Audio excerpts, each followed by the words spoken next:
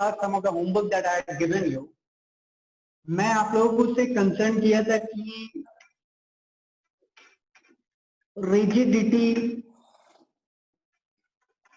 क्या होती है। रिजिडिटी के बारे में मैंने आप लोगों से पूछा था। रिजिडिटी बेसिकली क्या होती है बेटा? The property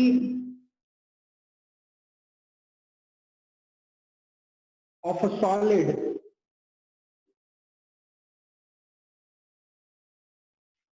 to retain its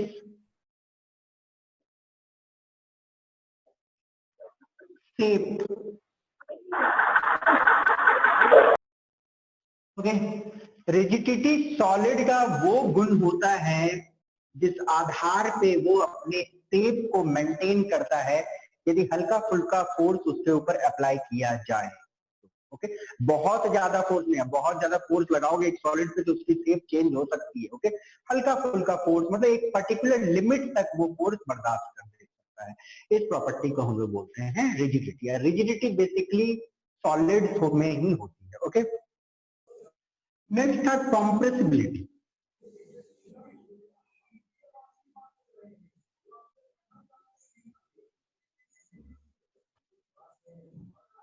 The property by which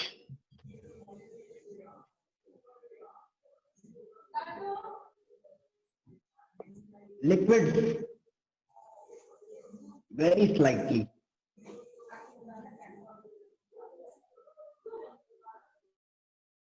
and gases can be,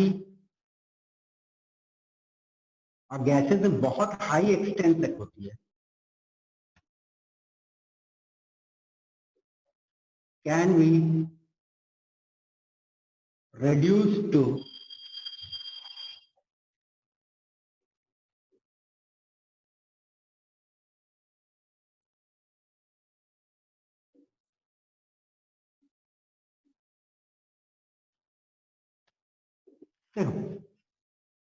compressibility बोलते हैं कि कोई भी चीज का मानो इतना बड़ा शेप है तो उसको मैंने क्या किया, दबा के छोटा कर दिया। ठीक है ना, कॉम्प्रेसिबिलिटी उस चीज को बोलते हैं।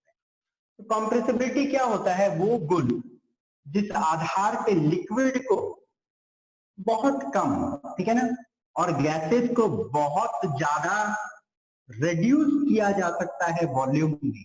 ओके, एक्सटर्नल फोर्स लगा के। Got it?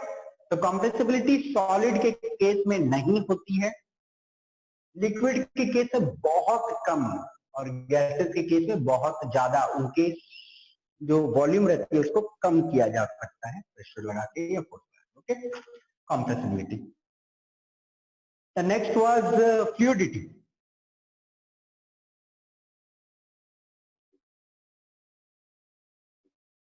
सर बोले द प्रॉपर्टी ऑफ, बोलो बेटा, बोलो बोलो बोलो। Sir the ability of substance to flow easily.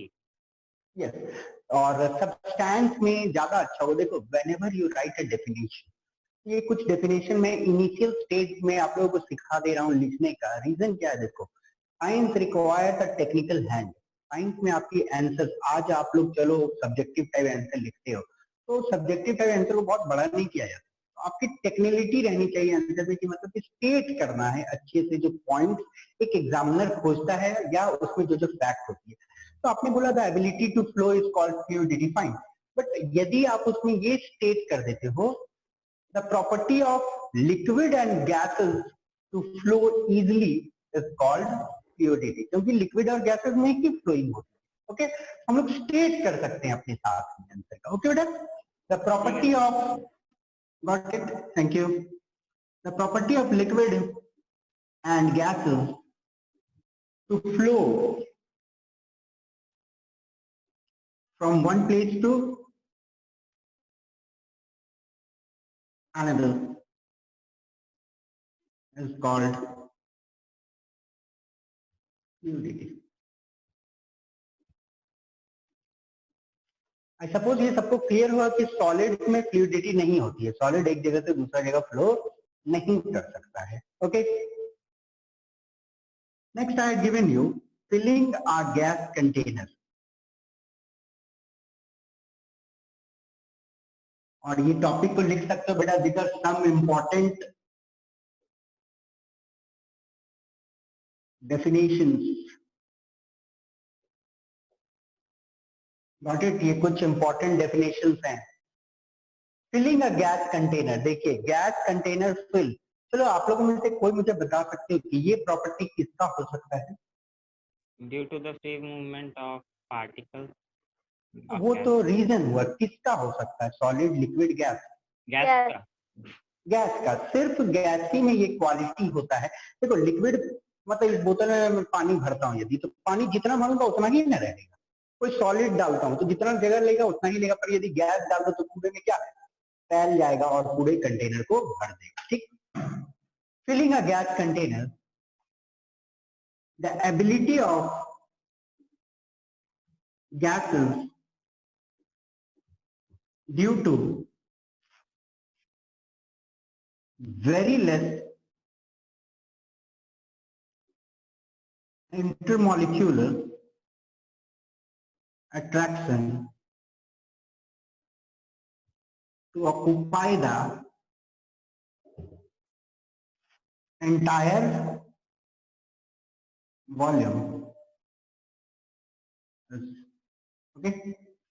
Filling a gas container क्या है? Ability of gases है. और क्यों है? Due to very less intermolecular attraction. Very less या आप ये भी लिख सकते हो due to zero intermolecular force of attraction. ना के बराबर very less लिख दो. जीरो थोड़ा सा मतलब होता तो नहीं है, होता है, पर very less लिख दो चलता है.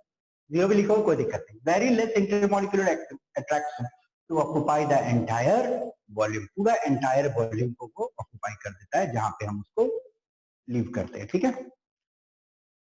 और कुछ दिया गया था, काइनेटिक एनर्जी भी दिया था ना बेटा मैंने. Yes sir. काइनेटिक एनर्जी होती है the energy possessed by a body on account of motion. देखो जो एनर्जी एक बॉडी के पास, पर हम यहाँ पे जिक्र कर रहे हैं पार्टिकल का, तो पार्टिकल ही मैं लिखता हूँ ज्यादा अच्छा रहेगा. The energy possessed by a particle on account of its random motion. ठीक है ना, यहाँ पे मैं पार्टिकल लिख देता हूँ. On account of its random motion. अब मुझे ये बात बता दो बेटा, काइनेटिक एनर्जी सबसे ज्यादा किसमें होगा? कौन से स्टेट ऑफ मैटर में? Sir, gas. गैस में सबसे ज्यादा Gas होगा, में, क्योंकि ये जो रैंडम मोशन जो है पार्टिकल्स की, वो सबसे ज्यादा होती है गैसेस में. ओके. तो गैसेस में सबसे ज्यादा, जी फॉर गैसेस, फिर लिक्विड में, फिर सॉलिड में. ये G for gases, L for liquid and S for solid. I suppose this one is clear for you. Okay. Yes sir. चलिए आगे बढ़ते हैं.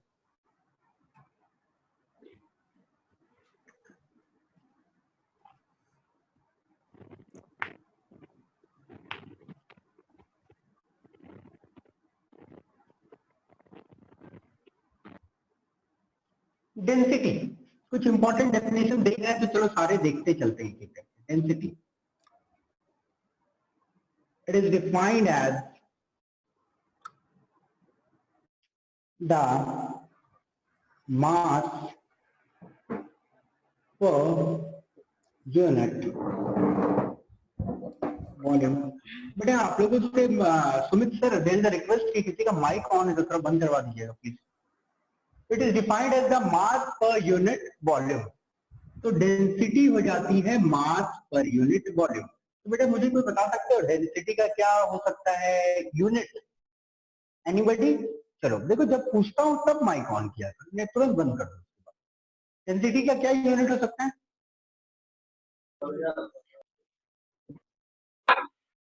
मीटर. इसका केजी होता है, वॉल्यूम का मीटर क्यूब होता है. ठीक है ना. तो unit can be kg per metre cube. Okay. Density mass का क्या हो गया? केजी. ऐसा यूनिट मास का केजी होता है ना. और मैंने बताया था भी आप लोगों को लास्ट क्लास में, वॉल्यूम का मीटर क्यूब होता है, तो केजी पर मीटर क्यूब. ये किसका सबसे ज्यादा रहेगा डेंसिटी? सबसे ज्यादा पार्टिकल्स एक गिवन वॉल्यूम में किसका रहता है? सॉलिड का रहता है। सॉलिड की डेंसिटी सबसे हाई, लिक्विड की थोड़ी कम और गैसेस की सबसे। ठीक है ना? देखो ये सारे क्वेश्चन डिस्कस करने का मतलब क्या है, देखो इन सब में से एक ना एक डेफिनेशन तो पूछा ही जाएगा 100%। ओके, 100% एक ना एक डेफिनेशन आएगी, तो जितने डेफिनेशन मैंने लिखवाया है आपको क्लियरली प्लीज आपको कर लेना है। ठीक है, चलिए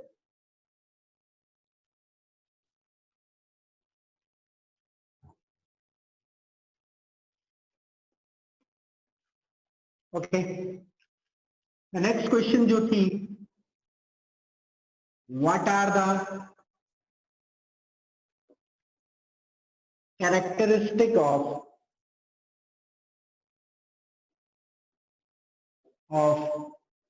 पार्टिकल्स ऑफ मैटर? ये बोला था ना, क्वेश्चन दिया था ना, what are the properties of particles of matter? चलिए एक एक करके बताओ, एक एक करके बताओ। The particles of matter are very, very small. Very good, particles of matter are very small beyond imagination. दूसरा, The particles of matter have spaces between them. या very good, particles of matter are small beyond. Particles of matter are in continuous motion. ठीक है बेटा, very good. तो आई suppose ये answer सबके मालूम होंगे, तो मैं ये लिखता नहीं हूँ, आप लोग मालूम होगा। Sir, particles of matter attract each other. With Yes, the very force of good. attraction. Very good, very good. तो particles of matter are small beyond imagination. Particle of matter जो होते हैं ना, हमारे इमेजिनेशन से भी छोटे होते हैं, ठीक है ना? और पार्टिकल ऑफ मैटर क्या करते हैं, एक दूसरे को अट्रैक्ट करते हैं। पार्टिकल्स ऑफ मैटर के बीच में स्पेस रहता है। पार्टिकल्स ऑफ मैटर जो होती है रैंडम मोशन में रहती है। ओके, बस यही सारे हैं। Matter is made up of particles. हाँ, very good, matter is made up of particle. तो इसके कुछ 3 मोर पॉइंट्स, ठीक है ना? आप लोग 3 to 4 मोर पॉइंट्स आप लिख सकते हैं। सर, हाँ बोलिए बेटा। सर एक चीज पूछना था। बोलो बेटा। सर जो आप बताए थे चेंज ऑफ स्टेट, उसमें से चेंज इफेक्ट ऑफ टेम्परेचर बता दें सर फिर से। फिर से रिपीट कर दे बेटा उसको। नो, ये effect of pressure sir. Effect of pressure बेटा फिर से बताना है। हाँ सर बता देना। ठीक बेटा, बता देंगे, रिपीट कर देते। तो पहले मैं क्वेश्चन करवा देता हूँ, जो सारे क्वेश्चन मैंने दिए थे वो डिस्कस करवा देते हैं, ठीक है ना? ठीक है effect sir. Of pressure, okay, कर देते हैं डिस्कस। ये हो गया। अब एक क्वेश्चन है आपके पास, arrange on the basis of density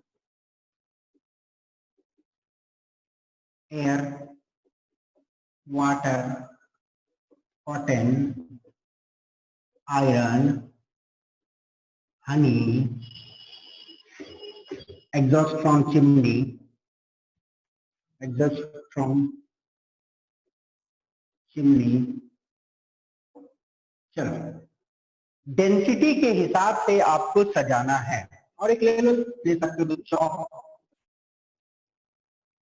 चलिए, डेंसिटी के हिसाब से सजाना है इंक्रीजिंग में, ठीक है ना? इंक्रीजिंग मतलब क्या, छोटा से बड़ा। ओके, सबसे छोटा डेंसिटी किसका रहेगा? Air. Air. Yes, the density of air will be minimum. Okay, इधर जाएगा बेटा, ठीक है ना? ग्रेटर देन एयर का सबसे कम। नेक्स्ट कौन सा हो सकता है इसमें? ये exhaust from chimney. Yes, chimney से जो एग्जॉस्ट निकलता है, चिमनी से जो एग्जॉस्ट निकलता है ना, तो बेटा क्या होता है, देखो एयर में छोटा छोटा पार्टिकल्स रहता है, ठीक है ना? एयर में छोटे छोटे पार्टिकल्स रहते हैं, उसको हम लोग बोलते हैं एग्जॉस्ट फ्रॉम चिमनी। जो देखोगे आप लोग, जो भी मतलब अब धनबाद जैसा इलाका में रहते हैं तो देखे ही होगी कि चिमनी से जो गंदगी निकलती है तो हल्का हल्का हवा में रहता है। तो एग्जॉस्ट, इसके बाद से कॉटन। Yes very good. उसके बाद कॉटन, क्या होना वाटर। चाहिए? उसके बाद वाटर। वाटर। उसके बाद Honey sir. Yes very good Honey. उसके बाद चॉक, उसके लास्ट में iron chalk and iron. Iron की सबसे ज्यादा होती है, ठीक है ना। देखो ये सब सारे questions are in text NCERT questions, और एनसीईआरटी के in text question are very important, ये जान लो। एक ना एक तो पूछे ही, एक ना एक क्या सारे क्वेश्चन उसी से आने वाले हैं। एनसीईआरटी को आपको बहुत अच्छे से पढ़ना है। एनसीईआरटी प्लस हम लोग जो आप लोगों को डीसीबी प्रोवाइड करेंगे वो सारे कर लोगे तो इनफ है आपके लिए, आपके स्कूल की लेवल और आपकी ओलंपियाड की लेवल दोनों हो जाएगी। ओके बेटा, चलो हम लोग आगे बढ़ते हैं। आगे क्या है, एक this one is done.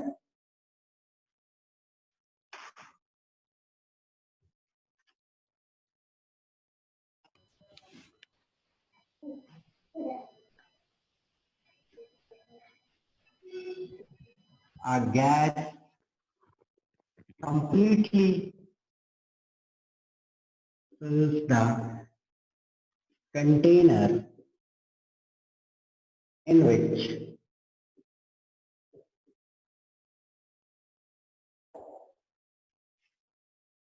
it is kept। एक गैस क्या करता है, एक कंटेनर को पूरी तरह से भर देता है जिसमें वो रखा जाता है। तो आई सपोज ये मुझे बताने की जरूरत नहीं है क्योंकि मैं ये आपके साथ डिस्कस किया हूँ। तो this is a homework for you. Gas में पार्टिकल्स की इंटरमॉलिक्यूलर अट्रैक्शन जो होती है वो ना के बराबर होती है, इसलिए गैस रैंडमली एक जगह से दूसरी जगह भागता है और पूरे कंटेनर को वो भरता है, ठीक है ना। This will be a homework for you. Next one more question. A gas exerts pressure on the walls of container। ये ठीक है, ये थोड़ा अच्छा क्वेश्चन है, तो टेक्निकली लिखना है। देखो पार्टिकल्स ऑफ गैसेस, ठीक है ना, particles of gases have maximum kinetic energy, ठीक है ना। Particles of gases have maximum kinetic energy. Kinetic energy बहुत ज्यादा, बहुत तेजी से भागती है एक जगह से दूसरी। Particles of gases have maximum kinetic energy, so they move about randomly in all directions, exerting pressure on the walls of that container। जैसे मानो ये एक कंटेनर है, ठीक है। अब इसमें मैंने कोई गैस मानो डाल दिया, ठीक है ना, इसके थ्रू मैंने एक गैस इसमें फिल कर दिया, ओके, और ये क्लोज कर दिया ऊपर से। ये गैस क्या है, पूरे में जाएगा और कंटेनर्स पे क्या करेगा, हिट करेगा, कंटेनर्स के चारों दीवारों पे हिट करेगा, जिसके कारण क्या होगी, प्रेशर क्रिएट होगी। मूव कर रहा है ना, चारों तरफ मूव कर रहा है तो हिट कर रहा है कंटेनर के वॉल्स को, इसलिए वो प्रेशर एक्सर्ट कर। तो आपके आंसर में काइनेटिक एनर्जी जरूर करना चाहिए। Particles of gases have maximum kinetic energy, so they move about in all direction exerting pressure on the walls of container. Okay, हाँ, तो ये this is also homework for you. Wooden table is called a solid। इसे भी आप ऐसा homework कर सकते हो। देखो जो मैं दे रहा हूं अभी, ऑब्वियसली फिर से आप लोग क्या करना है, ऐप पे जाना, श्रीवास्तव क्लासेस के ऐप पे जाना, ये सब क्वेश्चंस को देख लेना, ओके, वीडियो को पॉज करके देखना, फिर ये सारे आंसर बना के लाने हैं। A wooden table is called a solid because ये सब क्वेश्चंस को बनाओगे तभी कॉन्सेप्चुअल क्लैरिटी होगी आपकी। एक वुडन टेबल को हम सॉलिड क्यों बोलते हैं? A wooden table has definite shape, size and volume, ठीक है ना। It is also rigid. It bears all the characteristic of a solid. So a wooden table is a solid। बात खत्म। इसमें सारे गुण हैं सॉलिड के, definite shape, volume, size, rigid है, जो आपको देख के पता चल रहा है, ठीक है ना, फिजिकल प्रॉपर्टी जो देख के पता चल रहा है, तो सॉलिड। Got it? तो this are some of the questions आपके सामने। एक और क्वेश्चन चलो सिंपल कर लेते हैं। Convert 300 kelvin to celsius to degree celsius कर सकते हो बेटा इजली ना। K is equal to what, 273 plus C, यही होता है ना। तो हम लोगों को C निकालने बोला है और K दिया हुआ है, तो C तो इधर रख दो डिग्री सेल्सियस को, 273 को इधर लेके आ जाओ, 300 माइनस 273 डिग्री सेल्सियस आ गई 27 डिग्री। Got it? ऐसे क्वेश्चन कर सकते हैं। और एक और चाहो तो कर दो। 573 केल्विन टू डिग्री सेल्सियस कर सकते हो कन्वर्ट, एज अ होमवर्क कर सकते हो आप लोग। चलो बेटा 573 it can be done very easily. Okay चलिए, कोई भी डाउट है पूछ लो।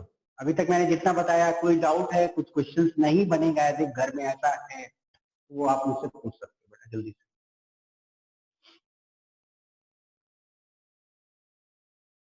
Anybody else? कोई दिक्कत नहीं है? चलो आगे बढ़ते हैं हम।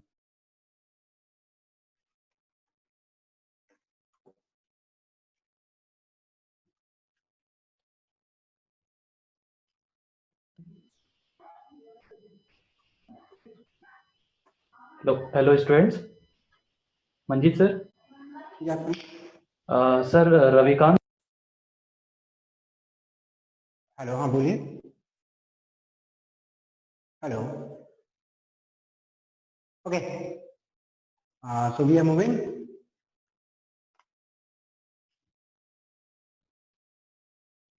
हम लोग जो डे नेक्स्ट देखने वाले हैं that is boiling.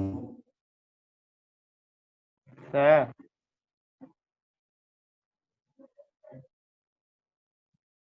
The next thing that we are going to see is boiling. देखो बॉइलिंग क्या होती है, बेसिकली हम लोग इसको समझते हैं सबसे पहले। सर आप इफेक्ट ऑफ प्रेशर नहीं बताएं। The change of, बता देते बेटा, रुको ना डिस्कस कर लेते हैं कुछ पॉइंट्स को। आप एक काम करो, आपके पास वीडियोस है ना?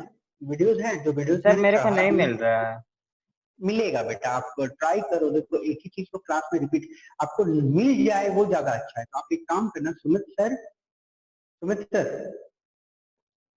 ठीक है सर एक रिक्वेस्ट है आपसे कि ये जो बच्चे हैं, क्या नाम है बेटा आपका? सर। किंगशुक। किंगसुक। सुमित सर, किंगसुक को आप बता दीजिएगा कि हमारे जो पुराने वीडियोस हैं, वो मतलब जो क्लासेस हो गए हैं, वो कहाँ पे अपलोड किए जाते हैं और किस तरह अपलोड किए जाते हैं। ओके सुमित सर, एक बार बच्चे को बता दीजिएगा, ठीक है? ठीक है किंगसुक, यस सर। आपको कॉल आ जाएगा। सुमित सर से आपका बात होता होगा ऐसा कुछ, तो आपको कॉल आ जाएगा, आपको वो बता देंगे कि पुराने वीडियोस कहाँ पे है, ठीक है ना? जो चीज पढ़ाई हो चुकी है और उस चीज को आप देखना चाहते हो दोबारा, तो वीडियोस में देखो, ठीक है बेटा? तब नहीं समझ आएगी तब मैं आपको बताऊंगा। Okay, boiling. बॉइलिंग क्या होती है? The change of state from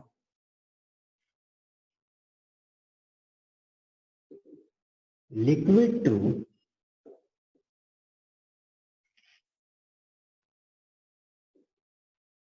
gaseous state is called boiling. देखिएगा, यदि एक पर्टिकुलर चीज लिक्विड स्टेट में है, ठीक है ना? लिक्विड स्टेट में है और वो लिक्विड स्टेट से किस स्टेट में चल जाता है? गैसियस स्टेट में चल जाता है, तब हम बोलेंगे क्या हुआ है? उस चेंज को हम बोलेंगे बॉइलिंग हुआ है। चेंज को हम क्या बोलेंगे? बॉइलिंग हुआ है। Okay, this process is called boiling. इसको ज्यादा अच्छा को बोलना the process of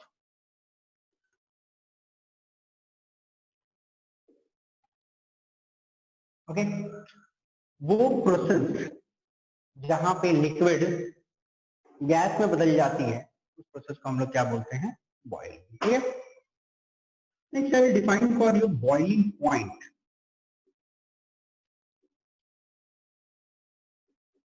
boiling point का डेफिनेशन आराम से समझिएगा। आई सपोज बॉइलिंग सबको क्लियर होगा, वो प्रोसेस जहां पे लिक्विड गैस बन जाती है उसे हम बोलेंगे बॉइलिंग।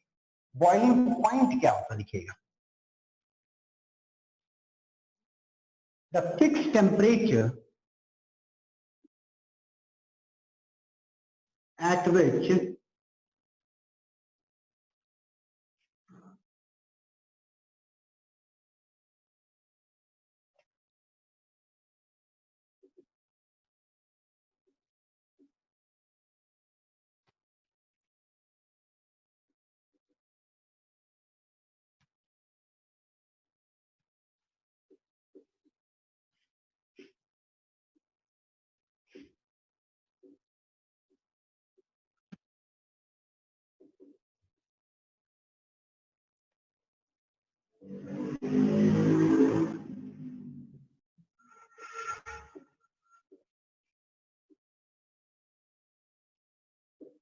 देखिए बॉइलिंग पॉइंट क्या होता है, वो फिक्स्ड टेम्परेचर। बॉइलिंग पॉइंट हम उस फिक्स्ड टेम्परेचर को बोलते हैं जिस फिक्स टेम्परेचर पे एक पर्टिकुलर लिक्विड गैसियस स्टेट में बदल जाती है, प्रोवाइडेड एटमॉस्फेरिक प्रेशर जो रहनी चाहिए वो 1 एटमॉस्फेयर रहनी चाहिए। तो हम बोलेंगे नॉर्मल बॉइलिंग पॉइंट वहां पे, ठीक है ना, इट्स कॉल्ड बॉइलिंग। तो फिलहाल हम लोग जो पढ़ रहे हैं we are studying normal boiling point, ठीक है ना। मैंने जो पढ़ाया था लास्ट क्लास में it's normal melting point. Okay, boiling point मतलब, हेलो प्रियंका, ये लड़का कौन है यार?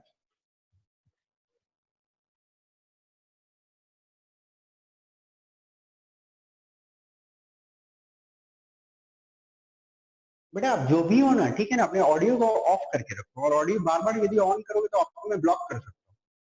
जब जरूरत होगा तभी ऑन करो। सर पूछ रहा था actually। पूछो बेटा, क्या पूछना चाहते हो पूछो। सर हम पूछ रहे थे कि आप वो क्या लिखे थे। कहाँ क्या लिखे बेटा, कौन सा बताओ? सर द के बाद क्या लिखे आप? द के बाद the fixed temperature. Oh sir मैं ब्लर दिखाई दे रहा है actually। ब्लर दिखाई दे रहा है तो बेटा आपका वीडियो गड़बड़ा रहा है, आप नेटवर्क में रहो, ठीक है ना। अब बार बार आपकी को प्रॉब्लम हो रहा है, थोड़ा प्लीज कंसंट्रेट करो। Boiling point, the fixed temperature, boiling point उसको बोलते हैं वो फिक्स्ड टेम्परेचर जहां पे लिक्विड चेंज हो जाएगा गैसियस स्टेट में, प्रोवाइडेड एटमॉस्फेरिक प्रेशर को हम लोग क्या रखेंगे 1 atmosphere, that is known as normal boiling point, ठीक है ना।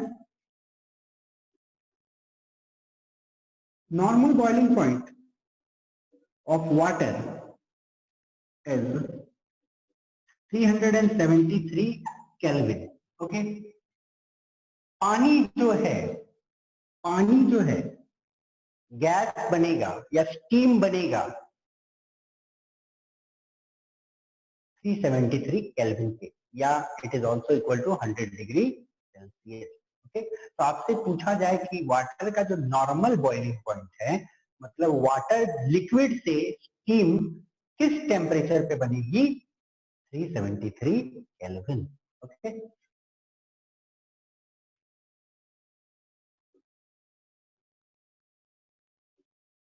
impurities increases the boiling point of water।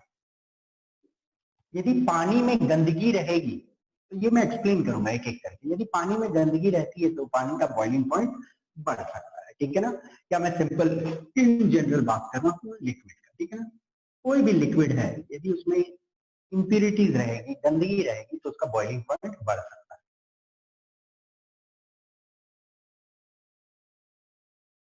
Pressure changes, देखो अब ये इंपॉर्टेंट है, प्रेशर चेंजेस ऑल्सो अफेक्ट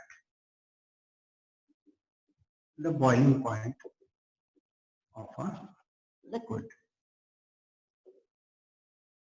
इस डेफिनेशन में खास कर मैं बार बार जिक्र कर रहा हूं आप लोगों से एक शब्द का, एटमॉस्फेरिक प्रेशर का, ठीक है ना। यहाँ पे मैंने एक चीज और लिखा कि प्रेशर चेंजेस, यदि प्रेशर में बदलाव आती है तो बॉइलिंग पॉइंट ऑफ लिक्विड में भी इफेक्ट पड़ता है। यदि प्रेशर बदलती है तो बॉइलिंग पॉइंट लिक्विड का जो है उस पर इफेक्ट पड़ता है, ठीक है ना। तो सीधा सा बात है, एटमॉस्फेरिक प्रेशर यदि मानो 1 एटमॉस्फेयर है तो वहां पे वाटर का बॉइलिंग पॉइंट मैंने बोला 373 केल्विन। यदि आप प्रेशर को घटा दो या बढ़ा दो तो ऑब्वियसली ये वाला जो टेम्परेचर है वो बदल जाएगा। किस तरह बदलेगा हम लोग देखते हैं अभी, ठीक है।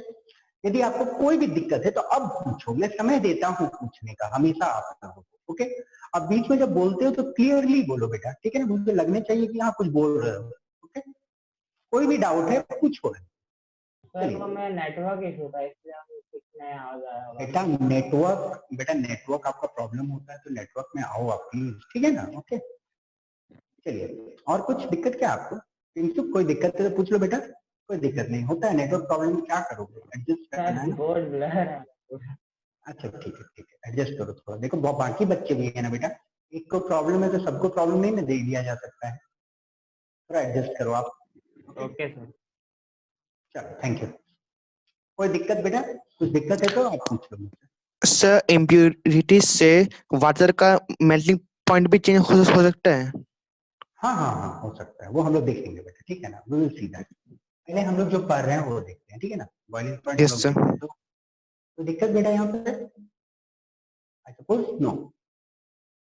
चलिए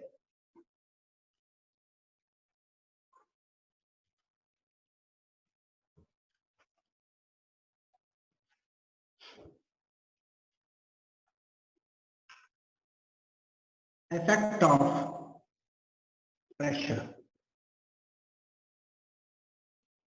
on boiling point, ठीक है ना, प्रेशर का क्या इम्पैक्ट होता है बॉइलिंग पॉइंट में, हम लोग वो देखने वाले हैं, ठीक है ना।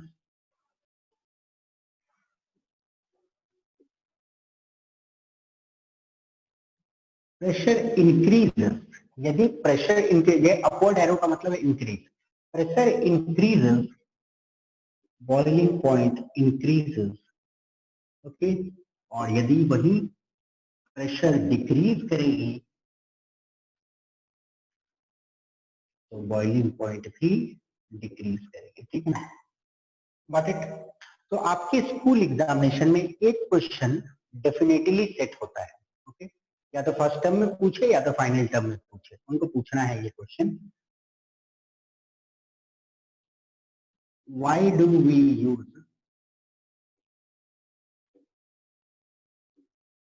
Pressure cooker on mountains, okay. आपसे पूछा जाएगा एक क्वेश्चन, कभी ना कभी ये क्वेश्चन तो आपको जरूर मिलेगा, या तो यूनिट टेस्ट में पूछ ले या स्कूल एग्जामिनेशन में पूछ ले, या कभी भी आपसे पूछा ही जाएगा ये क्वेश्चन। पूछा जाता है कि खाना बनाने के लिए, खाना बनाने के लिए पहाड़ों पे हमें प्रेशर कुकर का क्यों जरूरत पड़ेगा, हम यदि नॉर्मल यूटेंसिल में खाना बनाएंगे तो खाना ठीक से नहीं पकता है, ओके। नॉर्मल यूटेंसिल्स में यदि खाना पहाड़ पे बनाएंगे तो ठीक से वो नहीं पकता है। क्या रीजन है उसका कि पहाड़ पे नॉर्मल बर्तन में खाना बनाया जाए तो ठीक से नहीं पकेगा, वही प्रेशर कुकर में अच्छे से पक जाएगा। कोई बता सकता है, कोई तरह सोच सकता है क्या इस बारे में कुछ भी? उसका आंसर यही पे। सर जितना ऊपर जाते हैं उतना प्रेशर ये इंक्रीज होता है। नहीं, देखो अब यही कॉन्सेप्ट का क्लैरिटी, डाउन होता है प्रेशर। हाँ डाउन होता है बेटा, वेरी गुड। देखो क्या होता है, प्रेशर क्या होता है, ये कॉलम ऑफ एयर है, आप जो प्रेशर फील कर रहे हो वो क्या है, कॉलम ऑफ एयर है, हवा का लेयर है आपके ऊपर, ठीक है ना। अभी आप नीचे में है तो इतना एयर का लेयर है, आप मानो पहाड़ पे चढ़ गए, लेयर का एयर का लेयर तो कम हो जाएगा, ठीक है ना, तो प्रेशर क्या हो जाएगा, घट जाएगा, अंडरस्टूड। मैं मानो जमीन पे, यहाँ पे जमीन है तो एयर का लेयर इतना है, तो इतना लेयर का प्रेशर ज्यादा होगा ना। अब मानो मेरा सर है माउंटेन, यहाँ पे चढ़ गए, कितना हो, कम ही हो जाएगा ना एयर का लेयर, बट इट अंडरस्टूड। तो एयर का लेयर कम होता है तो प्रेशर घटता है, तो आप जब माउंटेन पे चढ़ जाओगे तो प्रेशर क्या होती है, घट जाती है, ठीक है ना। Pressure is less on mountains, ठीक है ना। अब माउंटेन्स पे प्रेशर कम है, ध्यान से सुनो, माउंटेन्स पे प्रेशर कम है तो बॉइलिंग पॉइंट भी घट गया वहां पे जाने से, ठीक है ना। बॉइलिंग पॉइंट घट गया मतलब यदि मानो पानी को 100 डिग्री सेल्सियस पे बॉईल होना है तो 90 ही डिग्री पे बॉईल हो जाएगा। अब 90 ही डिग्री पे बॉईल हो जाएगा तो टेम्परेचर कम रहेगा, और टेम्परेचर कम रहेगा तो साग सब्जी को कम टेम्परेचर मिलेगा, और कम टेम्परेचर मिलेगा तो वो बॉईल अच्छे से मतलब पकेगा अच्छे से नहीं, ठीक है ना। मैं फिर से समझा दे रहा हूँ, माउंटेन पे आप चढ़ गए, माउंटेन पे प्रेशर घट गया, माउंटेन में प्रेशर जब घट गया तो बॉइलिंग पॉइंट भी घट गई, और बॉइलिंग पॉइंट घट गई तो मानो 100 डिग्री पे पानी को बॉईल होना है तो 90 ही पे बॉईल हो रहा है, और 90 पे बॉईल हो रहा है तो कम टेम्परेचर मिल रहा है, तो कम टेम्परेचर मिलेगा तो अच्छा नहीं ना पकेगा। आप इस आंसर को लिख सकते हो बेटा सब कोई, ओके, कोई दिक्कत नहीं होना चाहिए, इस आंसर को लिखना है, ठीक है। अब प्रेशर कुकर में ऐसा क्या होता है, देखो प्रेशर कुकर तो क्लोज्ड है ना, उसमें से जो भाप निकलती है तो भाप निकलने के कारण क्या होता है, वो पूरे सराउंडिंग में प्रेशर हाई हो जाता है, एयर ज्यादा हो जाता है। क्लोज्ड प्रेशर कुकर में तो क्या होता है, भाप ज्यादा होती है तो प्रेशर ज्यादा हो जाता है प्रेशर कुकर के अंदर में, और प्रेशर कुकर के अंदर में प्रेशर ज्यादा होने के कारण क्या होती है, बॉइलिंग पॉइंट बढ़ जाती है। बॉइलिंग पॉइंट बढ़ जाती है तो ज्यादा टेम्परेचर पे पानी बॉइल होगा, ज्यादा टेम्परेचर पे पानी बॉइल होगा तो खाना को ज्यादा टेम्परेचर मिलेगा तो जल्दी से पकेगा। ओके, सिंपल क्लियर होना चाहिए। ये क्वेश्चन को दूसरे तरीके से ही पूछा जा सकता है कि खाना प्रेशर कुकर में जल्दी क्यों बनती है। आपने देखा है ना, घर में मम्मी लोग खाना बनाती है प्रेशर कुकर में तुरंत बन जाता है, क्यों बनता है, क्योंकि प्रेशर कुकर के अंदर में प्रेशर ज्यादा होता है। अभी सिंपल इतना ही लिखना है इस लेवल में कि प्रेशर कुकर के अंदर में प्रेशर ज्यादा होता है, प्रेशर ज्यादा होता है तो बॉइलिंग पॉइंट ज्यादा होता है, बॉइलिंग पॉइंट ज्यादा होता है तो ज्यादा टेम्परेचर पानी लेता है, जब पानी ज्यादा टेम्परेचर लेगा तो वो जो साग सब्जी है उसको ज्यादा टेम्परेचर मिलेगा, जल्दी पकेगा वो। Correct, very good. चलो, तो इसका आंसर सबको होमवर्क लिख के लाना है, होमवर्क, ठीक है। और एक question, effect of impurity।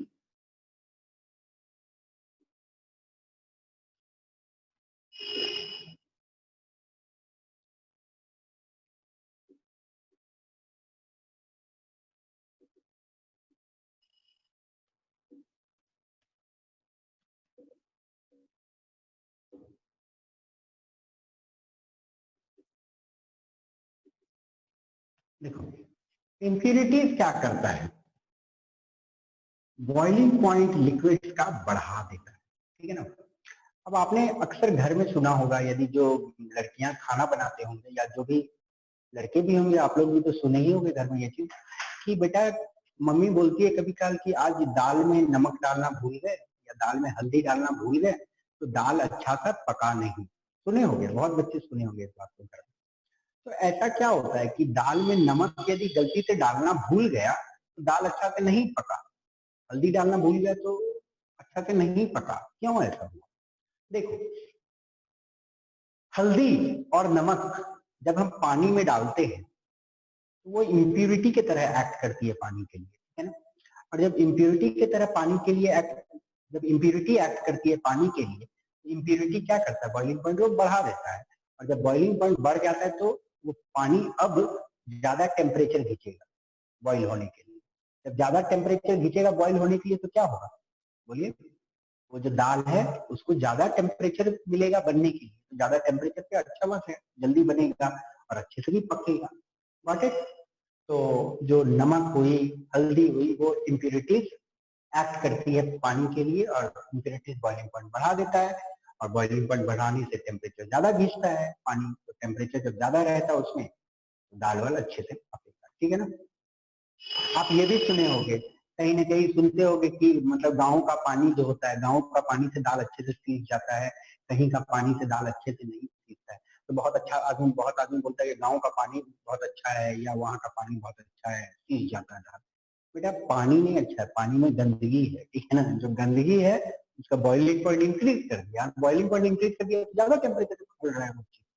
Okay, समझ गया। तो जो भी डिगवाड़ी वाले सब होंगे उनका दाल बहुत अच्छे से पकता होगा, बट क्यों डिगवाड़ी वाले का दाल अच्छा कितना पकता है बताओ, तो कोई बता सकते हो क्या। जो डिगवाड़ी और झरिया साइड में रहते हैं उनका दाल बहुत अच्छा से पकता है उनके घर में, कोई रीजन बता सकता है। सर वहाँ पे ज्यादा इम्प्योरिटीज होगा। हाँ, धूल धक्कड़ ज्यादा है ना, तो पानी में ज्यादा धूल धक्कड़ है इसीलिए। Got it, very good. तो ये तो कहानी हो गई प्रेशर कुकर की, ये कहानी हो गई बॉइलिंग पॉइंट। हाँ, दूसरा कहानी है कंडेंसेशन।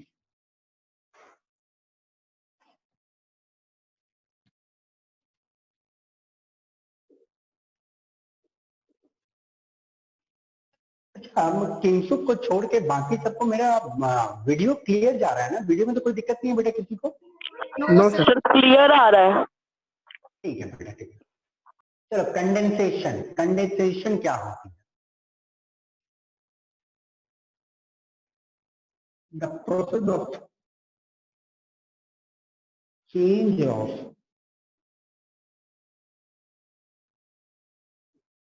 वेपर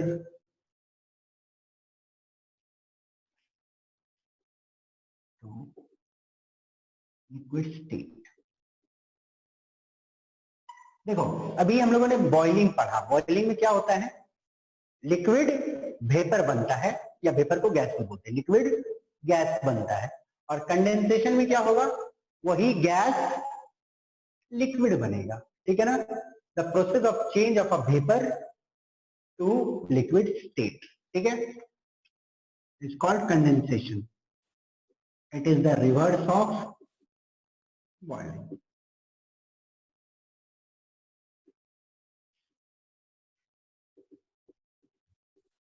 अच्छा जल्दी से कोई बताओ मुझे कि मैं कंडेंसेशन करना चाहता हूं वेपर का, मैं टेम्परेचर बढ़ाऊंगा कि घटाऊंगा? घटाऊंगा। घटाएंगे। घटाऊंगा। हाँ घटाएंगे, काहे कि, वेरी गुड, काहे घटेगा, काहे कि जब ज्यादा टेम्परेचर, मतलब क्या है, गैसेज में पार्टिकल दूर दूर चल गए हैं, टेम्परेचर घटाएंगे तब ना उसकी काइनेटिक एनर्जी घटेगी और वो सामने आएगा, और सामने आएगा तब ना लिक्विड बनेगा। Okay yes sir. Very good. चलिए तो कंडेंसेशन के बारे में कोई और खास जानकारी आप लोग को जरूरत नहीं है। कंडेंसेशन के बाद आती है फ्रीजिंग, हाँ इसको जानना है थोड़ा।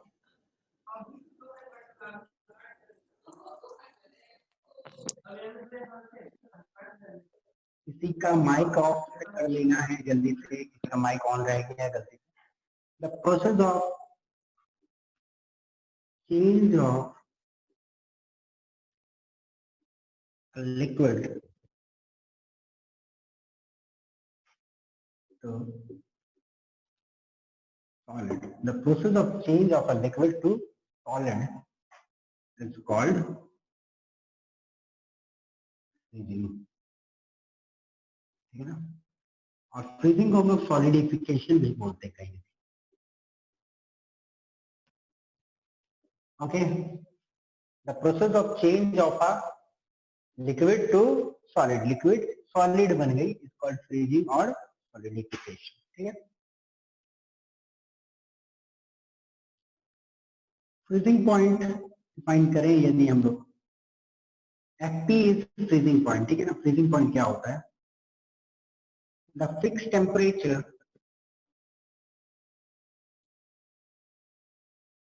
at which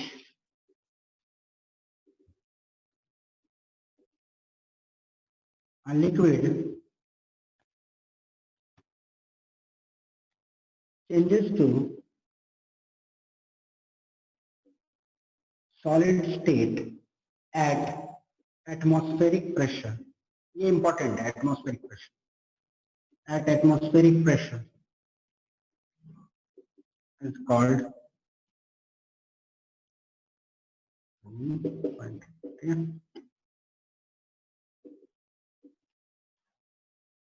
वो फिक्स टेम्परेचर जहां पे एक पर्टिकुलर लिक्विड सॉलिड स्टेट में बदल जाएगा एटमॉस्फेरिक प्रेशर पे, उसे हम लोग बोलेंगे नॉर्मल फ्रीजिंग पॉइंट। ओके, फिलहाल आपसे स्कूल एग्जामिनेशन में फ्रीजिंग ही पॉइंट का पूछा जाए तो आप भी फ्रीजिंग ही पॉइंट रखना दिमाग में। पर राइट थिंग इज दैट हम लोग ये जो डेफिनेशन लिख रहे हैं वो नॉर्मल फ्रीजिंग पॉइंट का डेफिनेशन लिख रहे हैं, क्योंकि अभी आपको पता चल गया बेटा, थोड़ा देर पहले हम लोगों ने देखा कि प्रेशर को बढ़ा देने से, घटा देने से बॉइलिंग पॉइंट तो घट जाता है, बढ़ जाता है ना। तो बॉइलिंग पॉइंट का डेफिनेशन हम लिख दे कि फिक्स, मतलब हरदम हम बोल सकते हैं कि पानी 100 डिग्री सेल्सियस पे बॉइल करेगा हमेशा, नहीं, पानी 100 डिग्री सेल्सियस पे नहीं बॉइल करेगा। बॉइल करेगा कब बॉइल करेगा, जब प्योर वाटर हो और प्रेशर एक एटमॉस्फेयर हो, ठीक है ना। गंदगी आ गई, प्रेशर बदल गया, बॉइलिंग पॉइंट भी बदलेगा, फ्रीजिंग पॉइंट भी बदलेगा। पर हम अपने लेवल में, अभी अपने जूनियर लेवल में हम लोग सिर्फ नॉर्मल फ्रीजिंग पॉइंट को डिफाइन करते हैं। बट आपके दिमाग को क्लियर करने के लिए मैं आपको डाल देता हूँ दिमाग में अभी से, this is only normal freezing point, क्योंकि हायर लेवल में जब आओगे यही चैप्टर को, सेम यही चैप्टर को आपको 12th में पढ़ना है। Okay, depression in freezing point, depression in boiling point, सारे पढ़ने हैं आपको। ओके, पर हाँ इसलिए आपको कॉन्सेप्ट क्लैरिटी रहना चाहिए कि अभी तक दिमाग में रख लोगे फिक्स कि फ्रीजिंग पॉइंट वाटर का 0 डिग्री सेल्सियस होता है, वो नहीं बदल सकता, तब गड़बड़ा जाओगे। वो बदलती है इम्प्योरिटीज के हिसाब से, प्रेशर के हिसाब से। ओके, ठीक है ना, हम लोग पढ़ेंगे आगे क्लास में आने के बाद। बेटा ये जान लो, जो चीज आज पढ़ रहे हो ना वही जाके 11th-12th में खुलेगा। ओके, और 11th-12th में सेम चीज पढ़नी है बट थोड़ी सी लार्जर एंगल में पढ़ना है। और अभी से कॉन्सेप्ट क्लियर रहेगा तो आप लोग का आईआईटी वाईटी कोई बहुत बड़ी बात नहीं रहेगी। ओके, तो आराम से मैं जो नोट्स देता हूँ उसको देखो, पढ़ो। वीडियोस को एक बार नहीं समझ आई, मानो आपका डिस्ट्रैक्शन हो जाता है कभी काल की, ध्यान इधर उधर चल जाता है, तो दोबारा देख लो उस वीडियो को आराम से। ओके, चलो, तो फ्रीजिंग पॉइंट वो फिक्स टेम्परेचर जहां पे लिक्विड क्या बन जाएगा, सॉलिड स्टेट में बदल जाएगा एटमॉस्फेरिक प्रेशर, 1 एटमॉस्फेरिक प्रेशर पे, उसे हम लोग बोलेंगे नॉर्मल फ्रीजिंग पॉइंट। ठीक है, फ्रीजिंग इज क्या, रिवर्स ऑफ मेल्टिंग। मेल्टिंग का उल्टा है ना फ्रीजिंग। मेल्टिंग में मतलब क्या होता है, सॉलिड लिक्विड, और फ्रीजिंग लिक्विड सॉलिड। और freezing point of pure water, एकदम पानी प्योर रहना चाहिए, pure water is 0 degree Celsius या 273 केल्विन एट 1 atm, एक एटमॉस्फेयर प्रेशर पे। ठीक है ना, गॉट इट, ये आपके दिमाग में क्वाइट क्लियर रहना चाहिए। ये कहानी है। और फ्रीजिंग पे प्रेशर उशर का इम्पैक्ट अभी नहीं पढ़ना है, आप लोग हायर क्लास में आओगे तब पढ़ना है फ्रीजिंग के इम्पैक्ट के बारे में। और एक चीज आप लोग जान लो कि freezing point is lowered by the presence of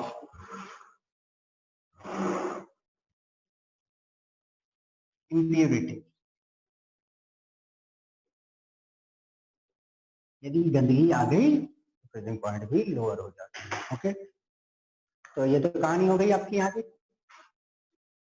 तो यदि any doubt you can ask, otherwise हम लोग आगे बढ़ेंगे। एक अच्छा सा हम लोग अभी करेंगे एक्सपेरिमेंट, उस एक्सपेरिमेंट में चलो sir 1 atmospheric pressure means sir बोलिए क्या होता है 1 एटमॉस्फेरिक प्रेशर। नॉर्मल प्रेशर जो दुनिया में एग्जिस्ट करता है आपके चारों ओर, उसे हम लोग बोलते हैं 1 एटमॉस्फेरिक प्रेशर। एटमॉस्फेरिक प्रेशर का मतलब होता है pressure of the air column above you. आप लोग ज्योग्राफी में ये चीज पढ़े होगे बेटा, एटमॉस्फेरिक प्रेशर क्या होता है, the pressure of the air column above you. आपके ऊपर जो एयर है, हवा है ना, हवा कुछ प्रेशर दे रहा है आपके ऊपर में, that is known as atmospheric pressure. Okay, चलिए आगे बढ़ते हैं। एक अच्छी सी एक एक्टिविटी समझ लो वो करेंगे। ठीक है ना, एक्टिविटी लिखना तो मैं सिखा चुका हूँ, मैं उतना डेप्थ में नहीं लिखूंगा इसको, बट एक्टिविटी समझाता हूँ आपको। जो मेन चीज है इसका ऑब्जर्वेशन और इसका कंक्लूजन आपको देखना है।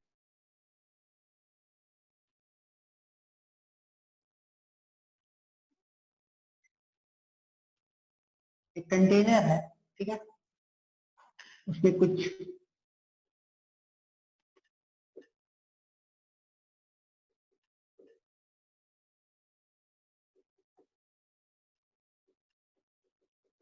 बर्फ का टुकड़ा है। क्या है, बर्फ का टुकड़ा, आइस क्यूब्स। ओके,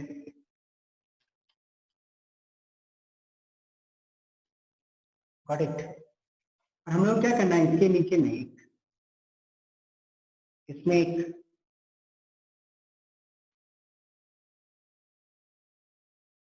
थर्मोमीटर लगा देना है। ठीक है, हमने क्या किया, इसमें एक थर्मोमीटर लगाया, this is a thermometer. Okay, thermometer जैसा लग नहीं रहा है पर थर्मोमीटर मान लो इसे। इसके अंदर में डूबा रहना चाहिए, बर्फ के अंदर। करेक्ट। अब हमें क्या करना है, इसे हीट करना है। हीट, ओके, हीट का साइन होता है ट्राइंगल। ऐसे ट्राइंगल में बना दूंगा तो इसका मतलब है कि मैं हीट कर रहा हूँ। ठीक है ना, ओके। अब आपको क्या करना है, हीट करने से पहले ध्यान से सुनो, हीट करने से पहले टेम्परेचर नोट कर लेना है, कुछ नहीं करना है। हीट करने से पहले आपको टेम्परेचर नोट कर लेना है, कितना टेम्परेचर। ठीक है, फिर उसके बाद क्या करना है, इसको हीट करना शुरू करना है। ओके, ध्यान से सुनो, note the temperature when you start heating, जब आप हीट करना स्टार्ट किए उस दौरान टेम्परेचर को नोट कर लो, ठीक है ना। अभी मैं जस्ट हीट करना स्टार्ट किया हूं, मैं टेम्परेचर नोट कर। नेक्स्ट,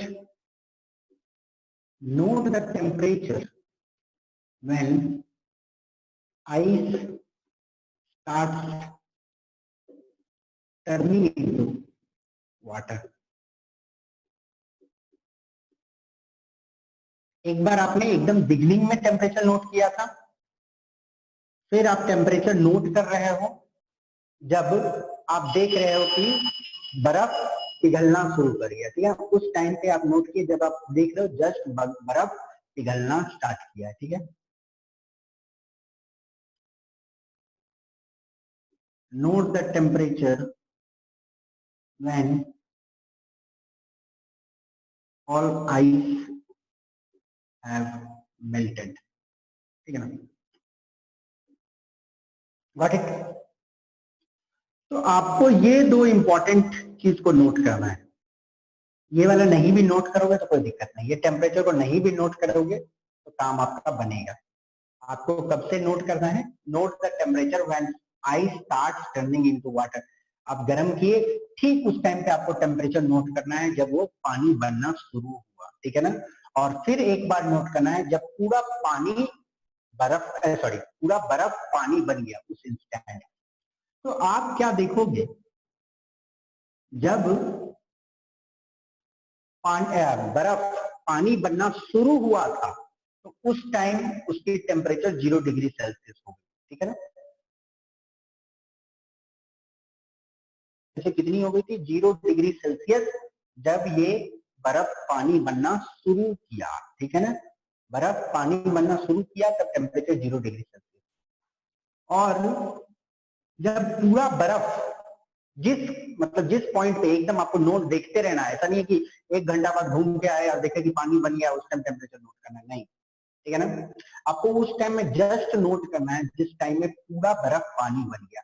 जिस पॉइंट पे पूरा बर्फ पानी बन गया होगा उस पॉइंट पे भी टेम्परेचर 0 ही डिग्री सेल्सियस रहेगा, पर हम लोग हीट करते ही रहते हैं।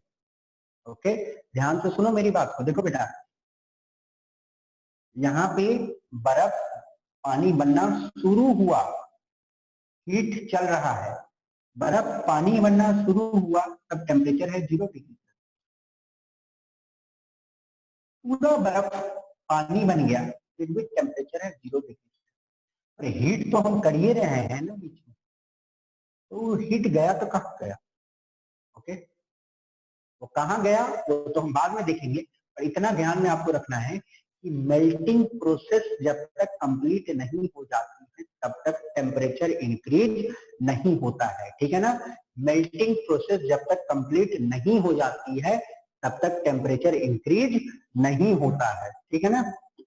समझिए बेटा, यहाँ पे बर्फ पानी बनना शुरू हुआ था तो 0 डिग्री था, जब पानी बनना खत्म हो गया तब भी 0 डिग्री सेल्सियस है। तो आपको ये बिल्कुल ध्यान रखना है कि मेल्टिंग प्रोसेस जब तक पूरी कंप्लीट नहीं होती है तब तक टेम्परेचर नहीं बदलता है, चाहे आप क्यों नहीं हीट ही कर रहे हो, ठीक है ना।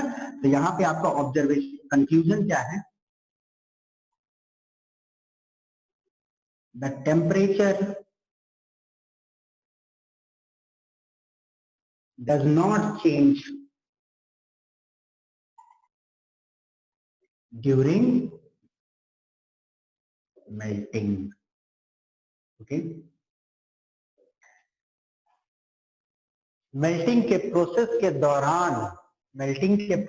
दौरान टेम्परेचर में कोई बदलाव आता नहीं है, ठीक है ना। समझिए बात को। अब यदि इसको आप कंटिन्यू करते हो फर्दर, मानो आप पानी बन गए, ठीक है, ये पानी बन चुका है, अब मैं हीट कर रहा हूँ और उसमें थर्मोमीटर डुबा ही हुआ है, ठीक है।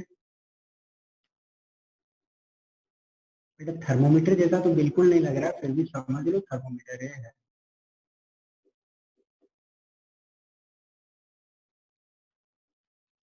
देखिए अब क्या करना है आपको, यहाँ पे पानी बन चुका है, हीट कंटिन्यू करना है, ठीक है ना, हीट कंटिन्यू करते रहो। अब पानी क्या है, एक ऐसा समय आएगा जब भाप बनेगा, तो आपको क्या करना है, note the temperature when water start boiling.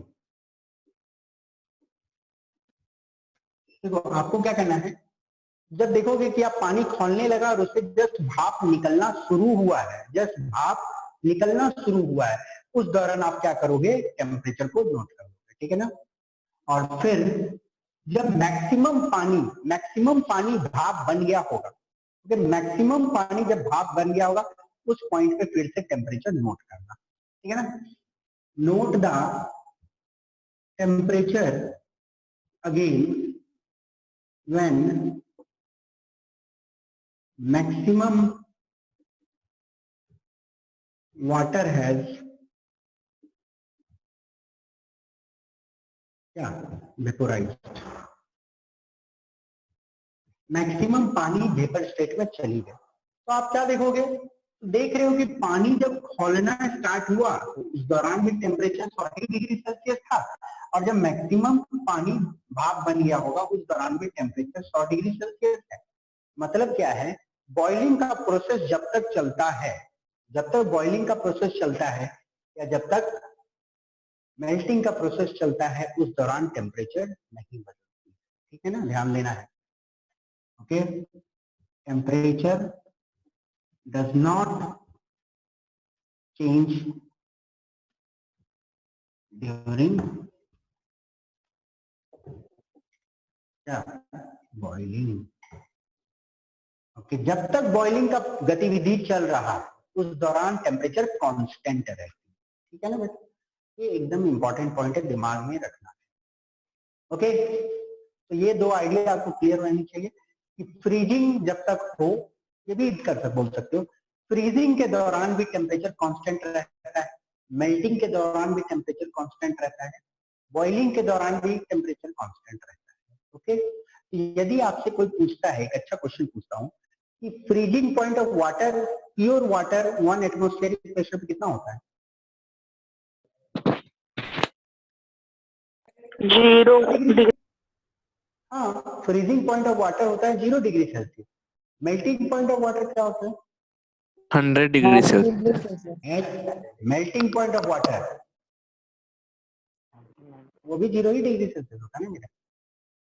पानी, बर्फ कितने टेम्परेचर पे बनता है? 0 डिग्री सेल्सियस पे बनता है, और बर्फ भी पानी 0 ही डिग्री सेल्सियस पे बनता है। 100 डिग्री सेल्सियस पे तो पानी भाप बन जाता है, ठीक है ना। तो ये कॉन्सेप्ट ध्यान में रखना है। देखो, फ्रीजिंग पॉइंट पानी का प्योर 0 डिग्री सेल्सियस है, मेल्टिंग पॉइंट में पानी का प्योर 0 डिग्री सेल्सियस है 1 एटमॉस्फेरिक प्रेशर पे, ठीक है ना, प्योर। अब क्यों ऐसा बताओ मुझे? क्योंकि फ्रीजिंग जब होता है, जब फ्रीजिंग होता है तो उस दौरान भी टेम्परेचर नहीं बदलती। अंडरस्टूड? जब तक पूरा फ्रीजिंग नहीं होता तब तक टेम्परेचर नहीं बदलती है, और जब तक पूरा मेल्टिंग होता तब तक टेम्परेचर नहीं बदलती है। तो फ्रीजिंग पॉइंट और मेल्टिंग पॉइंट जो होती है वो अलग एक ही टेम्परेचर पे होती है। और ये कॉन्सेप्ट को मैं और अच्छे से समझाऊंगा जब आप लोगों को मैं लेटेंट ही समझाऊंगा, तो इसमें अभी ज्यादा दिमाग नहीं लगाना है, ये नेक्स्ट क्लास के लिए सोचने का चीज था। फिलहाल आपको ये बात तो समझ आ गई है कि पानी जब मेल्ट करता है और मेल्टिंग स्टार्ट करता है, जब मेल्टिंग स्टार्ट होता है तो टेम्परेचर 0 डिग्री रहेगा, तो मेल्टिंग जब पूरी तरह से होती है तब भी टेम्परेचर 0 डिग्री सेल्सियस। जब बॉइलिंग स्टार्ट होता है 100 डिग्री सेल्सियस रहेगी, और जब तक पूरा बॉइलिंग प्रोसेस कंप्लीट होता है तब तक टेम्परेचर 100 डिग्री सेल्सियस। ये चीज आपको कॉन्सेप्ट में दिमाग में रखना है। ओके बेटा, तो फिलहाल आज के लिए तो इतना ही है, और आपको यदि कुछ पूछना तो पूछो। नेक्स्ट क्लास में इस टॉपिक को प्लीज पढ़ के आना, क्योंकि मैं बहुत सारे क्वेश्चन आपसे डिस्कस करूंगा नेक्स्ट क्लास में। ओके, और मैं पूछूंगा इंडिविजुअली, मैं आंसर नहीं बताऊंगा नेक्स्ट क्लास में, मैं आपसे पूछूंगा, और जो मैं होमवर्क दिया हूँ वो करके लाना, क्योंकि होमवर्क आप करोगे तभी आपकी जो मतलब सेल्फ है वो पता चलेगा कितना सीरियस आप हो पढ़ाई। ठीक है, सो बेटा